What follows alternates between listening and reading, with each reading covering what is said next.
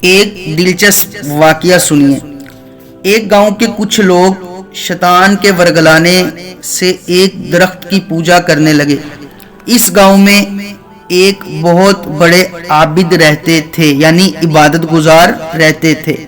انہیں جلال آ گیا اور کڑہاڑی لے کر اس درخت کو کاٹنے کے لیے چل پڑے۔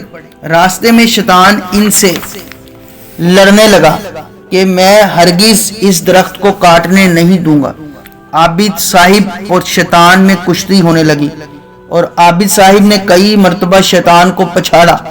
آخر شیطان عاجز ہو کر کہنے لگا کہ حضرت، آپ کیوں اس درخت کو کاٹنے کی زحمت اٹھا رہے ہیں؟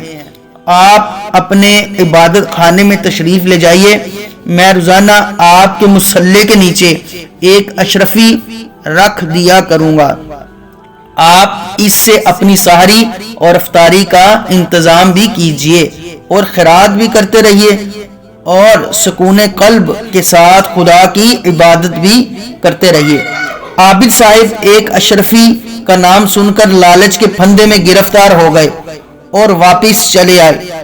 ایک ہفتہ تک تو شیطان ان کے مصلے کے نیچے اشرفی رکھتا رہا، پھر اشرفی رکھنا بند کر دیا۔ عابد صاحب روز مصلی جاڑتے رہے مگر اشرفی نہ نکلی۔ اب پھر عابد صاحب کو جلال آیا اور شیطان کی وعدہ خلافی پر آگ بگولا ہو کر کلاڑی اٹھائی اور درخت کاٹنے کے لیے چل پڑے۔ راستے میں شیطان ملا۔ عابد صاحب غصے میں تھے۔ شیطان کو دیکھتے ہی بدن میں آگ لگ گئی اور شیطان کو پچھاڑنے کے لیے جھپٹے تو شیطان نے عابد کو اٹھا کر اس زور سے زمین پر پٹخا کہ ان کا انجر پنجر ڈھیلا ہو گیا۔ عابد صاحب بار بار شیطان سے لڑتے رہے مگر ہر مرتبہ شیطان ان کو پچھاڑتا رہا۔ جب عابد صاحب حیران ہو گئے تو شیطان کہنے لگا کہ حضرت جی، اب خیریت اسی میں ہے کہ آپ اپنی خانقاہ میں جا کر حق ہو کرتے رہیے۔ پہلی مرتبہ آپ مجھ پر اس لیے غالب آ گئے تھے کہ آپ اخلاص کے ساتھ محض اللہ پاک کی رضا کے لیے درخت کو کاٹنے جا رہے تھے۔ اب آپ میں اخلاص نہیں رہا، اب تو آپ اس لیے درخت کو کاٹنے جا رہے تھے کہ میں نے آپ کو اشرفی نہیں دی۔ یاد رکھیے کہ صرف اخلاص والے بندے ہی شیطان پر غالب ہو سکتے ہیں۔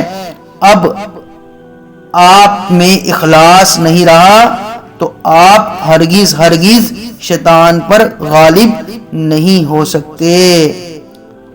پیارے اسلامی بھائیوں، حقیقت تو یہی ہے کہ بغیر اخلاص کے عمل بیکار ہے، مگر آج کل اخلاص کہاں؟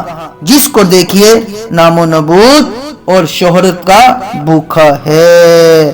میرا ہر عمل بس تیرے واسطے ہو، کر اخلاص ایسا عطا یا الہی۔